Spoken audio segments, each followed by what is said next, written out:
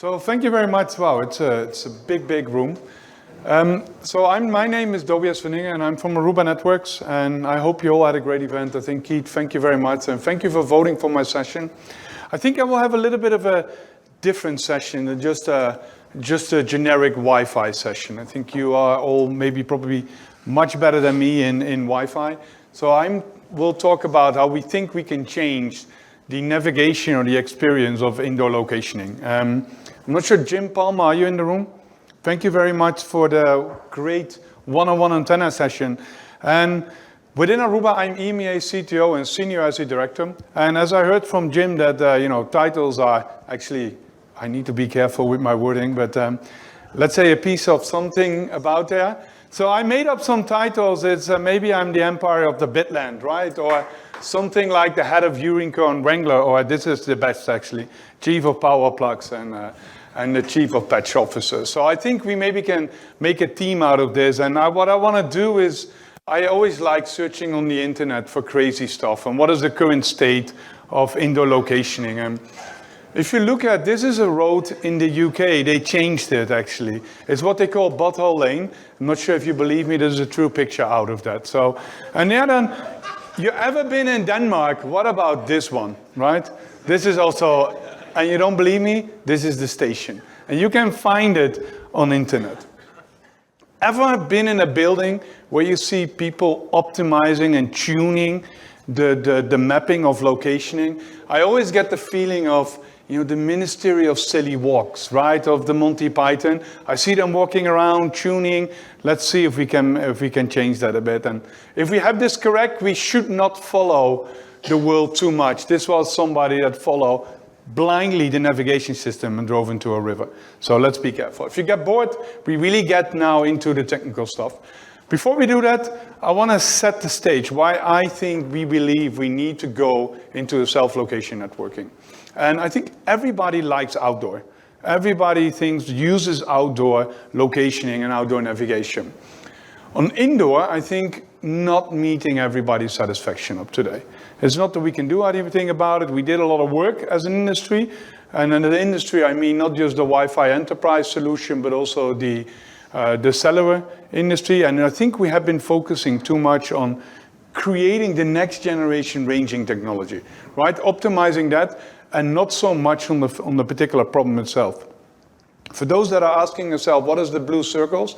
The blue circles here is Google Maps showing you the certainty of where you are in this particular location. So you can see that outdoor, it is really close. Indoor is getting a little bit larger on this one. So when we started to research, we were looking at history. What makes up successful locationing and what makes up successful navigation? This is the problem of latitude. And latitude, the way they have been solving latitude, and actually all of the successful technologies using two things. One is an absolute reference point, and the second one is a relative measure against these reference points. That's what makes up successful locationing techniques. In latitude, they do it the following way in the past, right? You had the North Star, the Pole Star. The observer on the ship takes the angle, and that angle converted into, let's say, a latitude or north-south locationing. So that was working. Absolute reference point is the North Star and not the angle, right? Everybody's talking about the angle, but that reference point is key. Ever wondered how that worked for the longitude information? And longitude is an interesting one because around the 1700s, you get the nautical clocks. And the nautical clocks, and then all the European kings said we need to fix this problem. And they did an incentive, and the Greenwich Mean Time won. And that's actually why we also see it in hours and in minutes now. So what's happening is that you take that clock every day, let's say at 12, and the sun is at highest, you reset the clock and you know the hours and minutes you're away from Greenwich time, which converted in east-west locationing. So absolute reference point there is the clock and the relative measure against it. And then for all the young people say, okay, what is this old guy talking about and educating me on this reference code? We just use GPS, right? Let's get it out of my pocket, and that's correct. The satellite's sending a signal down, and you can measure against that. But where is the absolute reference point? That's the orbit of the satellites, because we know exactly where they are, and that's why we can do this. So what do we have been doing in Wi-Fi over the last, let's say, 20 years? I think most of us probably have been focusing on signal strength. which is maybe not super accurate, but that's the best we had as an industry, and that's where we need to deal with. And roughly it was 10 meters, or you could optimize it with heavily investments or something in resources, but let's say there was 10 meters. And the downside of signal strength is a couple of things. One of the things is if you have a device and you have different configurations and different antennas, you get different readings. The other downside is it's very constrained by, for example, things like walls, and it's a 2D technology. So over time, we got something called fine time measurement, or 802.11mc, which is very promising, and I will get back to that one later on accuracy and how it is using. The advantage is it is also 3D technology. It's not so sensitive and constrained by walls. The other side, you need to have an infrastructure. So the two devices need to be able to talk to each other and communicate ranging information to each other. And lately, more recently, I also hear things like angle of arrival. An angle of arrival to me is not a ranging technology. It's more like a secondary method of something that optimizes the other one and making a better location. It's used at the moment a lot in, I think only in virtual beacons technology, and I think up to 802.11az from the top of my head. Then we probably can use it in Wi-Fi, but up to now it's more used in low power BLE devices. So what are we missing here? This is all relative measurement, right? There is no absolute reference. You'll probably ask yourself. And actually, the absolute reference here is all of you in the room. That's all of you. You have been running around and placing these access points on maps. That's you that do this implementation. And the thing there is that our research showed out that 80% of the APs are not put on a map in an environment, in a production environment. Meaning that probably they don't see the value, or maybe the cost is too high to put them on a map. 20% of the APs that do got on a map, that they called now IT grade mapping. So somebody walks around, maybe with a tablet or a laptop, place them on an AP, and that's it, and that should be working for them. But you can't use that to do proper locationing if you want to use that as an absolute reference point.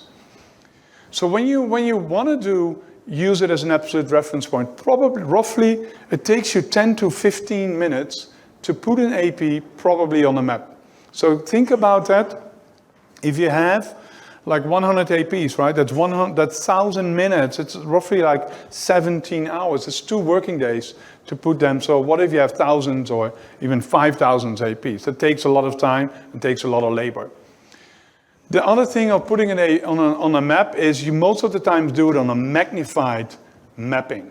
So the magnified map is if you just take a normal laptop screen and you are 1 or 1.2, 1.5 centimeters off, that results in additional 3 to 5 meter errors on top of the normal protocol errors. So that's another thing you need to take in consideration.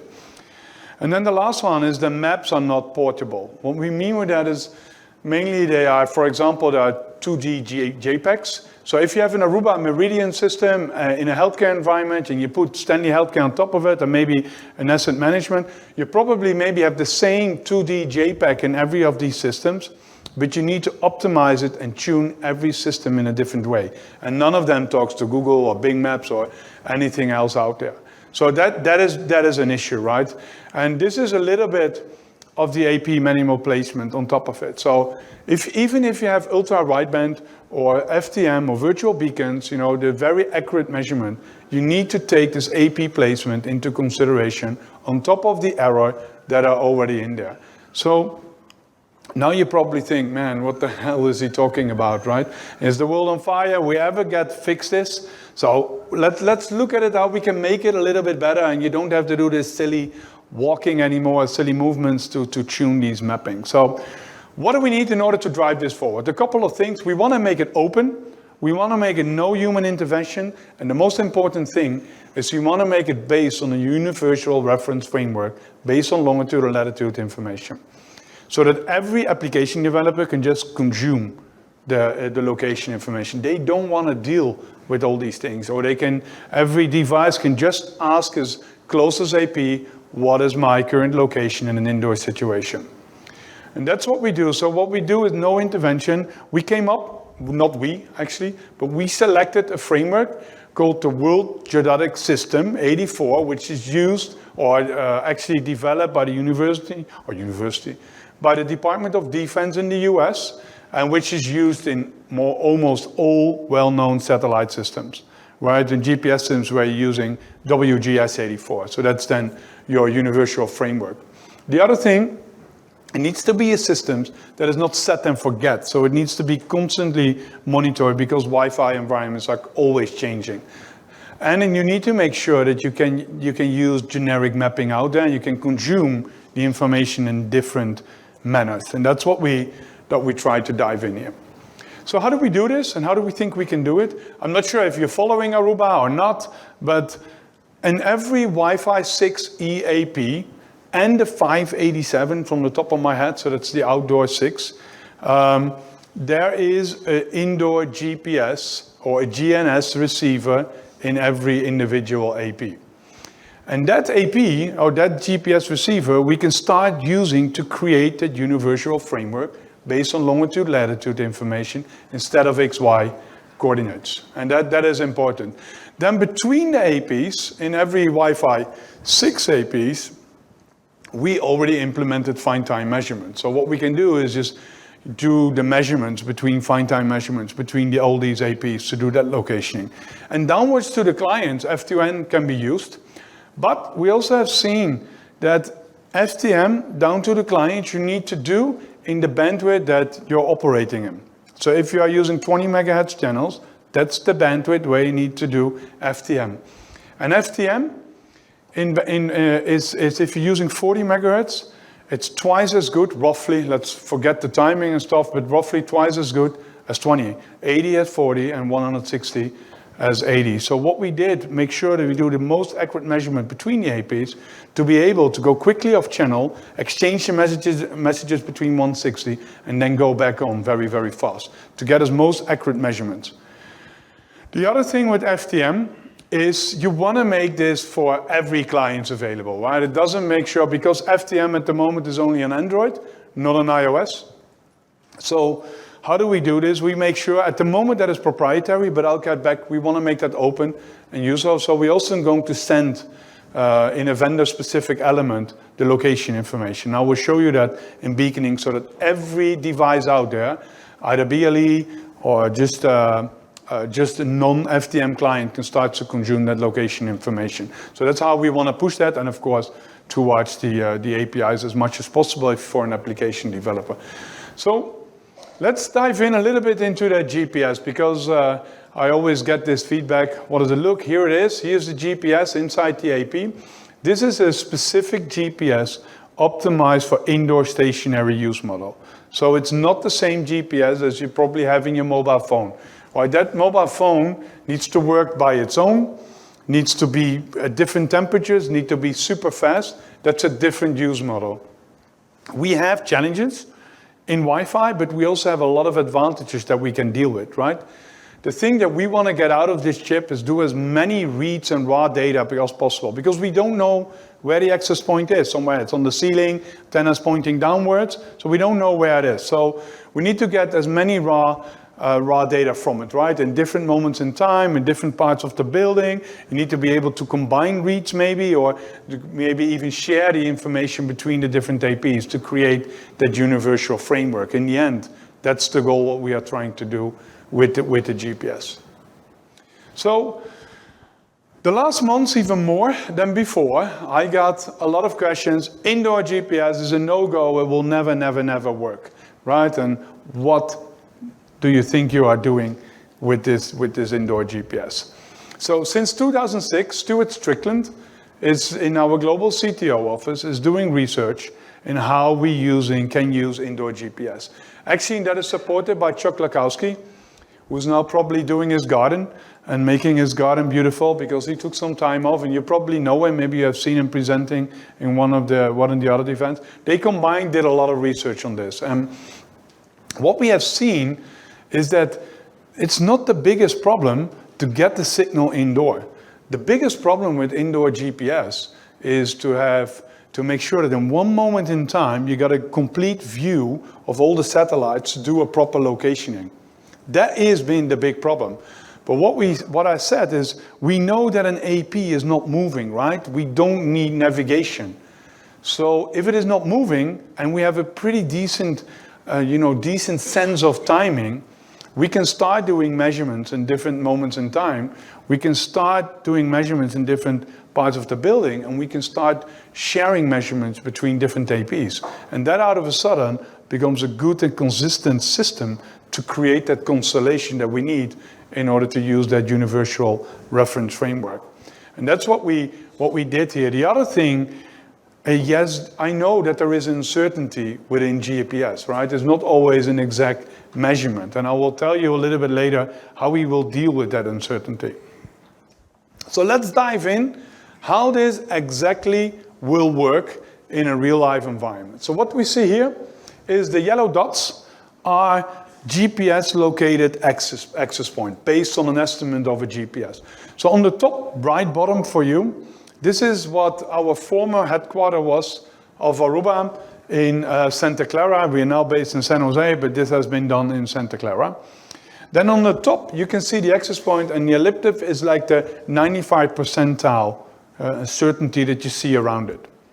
All the yellow dots that you see below is a 24-hour measurement at a 1 Hertz rate of the GPS location. So you can see that it is really scattered around. And you can see the orange dot in there. I'm not sure if you can see it correctly.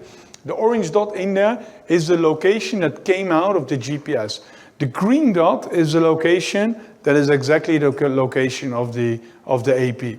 So, and the mean is somewhere in the middle. So you can probably think, okay, you can better stop this now, right? It doesn't work, you're off. But keep in mind that we are combining things here. And we are combining it with FTM. And I'm going to show you now in a step-by-step process, but this works in a continuous way. So what we're doing, after the GPS, for example, we also pull in the FTM measurement. So we can start to combine it and start to pull in that data into one pool and then correct the information there. And then we can change that in a universal reference or in a longitude, latitude information and place them on a normal map. And what we try to do here is we created here that universal framework, but we also created accurate the anchor points or the absolute reference in order to do the rest of the calculation. So now we have been selecting this reference, and this is roughly about 24 hours, so it's pretty accurate. It's around a 1 meter accuracy that we came up with. But now what do we do with the rest of the APs, right? And maybe some of the APs never will get the GPS signal. And that's what you do here. The rest of the APs are going to talk with each other based on fine time measurement. So they create this mesh, right? They create this mesh of access point because every other AP speaks to the APs that it sees around them. But you don't know if this mesh actually is correct. Maybe it should be mirrored, maybe it should be twisted, you never know. So what happened is that if you do the calculation against these reference points, out of a sudden, you can twist it and put them correctly on a map. And then you can place them on a map. And this is the outcome of just one iteration of this process. So you can even do multiple iterations and get more and more accurate, or even choose other reference points over time because they maybe have a better view of the constellation or maybe have a better certainty in there. And that's how we start combining. Or we can even look if 802.11az is there, maybe look at things that adding on top of this angle of arrival to even make it more accurate and combining all these things in one. And that's what we do here. Now we can start to do pretty good, indoor locationing and indoor navigation. So I want to take my moment of fame, and actually the reason why I've added this presentation is because of Peter McKenzie. I saw him I'm not sure if Peter was in the room, but I saw him in San Francisco, and we saw each other at the airport, and he said, okay, we need to add this to the conference, so that's why I'm there. But Peter, you are very famous, and I couldn't really find a better picture of you, but maybe I could actually if I did a little work, but you are famous for packet captures, and because this is a technical audience, I say, okay, let me take some packet captures also. And here you can see the beacon where you can see the LCI advertisement, right? You can see that geospatial locationing is supported. I'm not sure if, and I made a mistake, and I'm sorry here, and I'm not sure if Andrew is still in the room, but I don't think so, like I see here, but he is? Okay, I'm sorry, I didn't listen to your 10 talk, so I made a new one yesterday evening for you in the white windowing. But I will do the next time, I'll do them all. I didn't have the time to do them all, so I'm sorry for that one, but I agree with you. This is a much better view, by the way. So, this is the beacon broadcasting. This is the Aruba proprietary information, so to say. So as I said, everybody can start using it. So you can see it, Aruba, LCI, subment, and then the Z element. That's the elevation, by the way. So this is the FTM token. And with FTM, I'm not sure if you're all aware, but you probably are. You're super smart people in the room here. So this is LCI. So this is longitude, latitude. This is the request. And this is the response, or the report I get back, with the information. But, as I said, you can also have the LCR request. And LCR is your civic address, so your normal address software.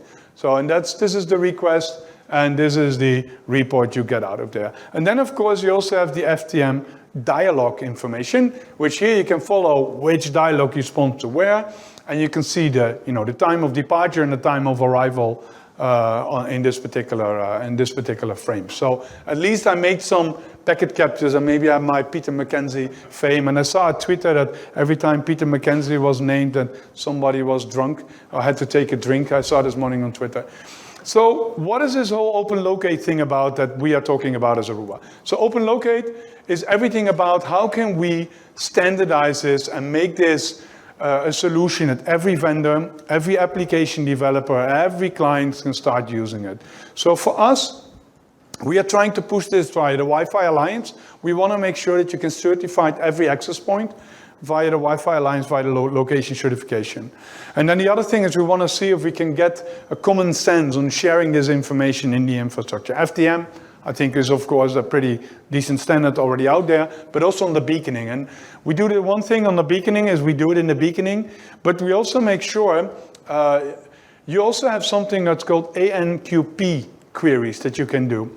And ANQP queries, we are at the moment using it for Passpoint. So these are queries that a client can do before, you don't even need to associate to the network, right? You can do that queries, and in that query, believe it or not, there is one question you can ask is, what is the location? Nobody's answering it at the moment. So we mentioned to all other vendors, and we mentioned to all ecosystem partners and developers out there that we are going to use that particular query also to support, for example, maybe BLE or other kinds of navigation or indoor locationing systems. So we will now answer on that particular query also. And then, of course, the other fields that are out there, and we want to make sure it's available to the Aruba APIs, but I hope we can also standardize as an industry, maybe that we can do this based the same way on APIs, so that not everybody maybe only need to change a little bit on the URI, I need to change, and I need to make one statement, by the way, on automation. Please don't put the damn tokens in the script and share these things around. I want to make that statement of all session, just use a good fault to make security in APIs also. This is what we're trying to do with the Open Locate initiatives, and of course, also we're using the mapping in there. So things like Google Maps and things like Apple or whatever kind of mapping is available out there. So in the last couple of minutes, I want to talk a little bit of what is the opportunities and services that we can start using of this one. So the first one, I think everybody gets, right? It's indoor locationing or indoor navigation or whatever kind, maybe augmented reality kind of solutions where you can start using locationing in the infrastructure. But I think for the future, I think there's more, right? We can also look at things like analytics, what we can do with locationing and analytics, or maybe combining locationing with errors or roaming errors or something like that you know exactly where. I need to be careful with my morning, where something happened in the infrastructure. And then the last is Wi-Fi-based use of emergency calling and locationing from that perspective where you can do it. And I heard the last presenter talking about, automate the frequency database, right, for outdoor 6 gigahertz. We hope, we don't know yet, I need to make that certain, but we hope that by having that GPS, we can even send the location exactly to that particular database, and maybe we can start using then standard power also more indoor. So that will give you potentially, this is not a done deal yet, let me be very clear on that, but potentially this gives you the opportunity to start being more flexible on the powers you use on 6 gigahertz because of the GPS in there. The other thing, GPS also gives us good timing, right? Very accurate timing that we can use. Maybe we can start using that for things like PTP timing or maybe time-sensitive wireless networking where we can start using it for. But this is all just ideas and theoretical things, and hope we as a community can come up with things where it really makes sense and where there is a value and start using a GPS in there. So I have some topics. I always got questions about how we do the encoding.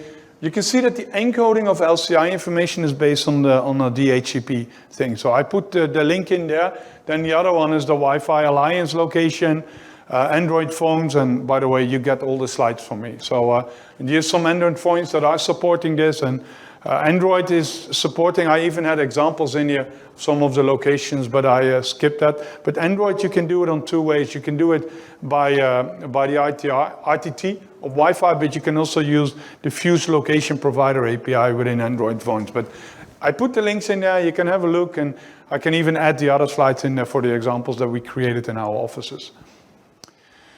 I hope you not get lost, and I hope you like it, and I hope the measurements get better than I measure my belly in the morning, right? It will be, I'm always a little bit less accurate with that one, so making sure you can use that. And I want to finish off. I need to leave because I really need to be back home, otherwise I think I get killed when I get home. So I will have a flight at 2, but I want to make sure, thank you very much for listening to the presentations, and if you want to contact me, here it is.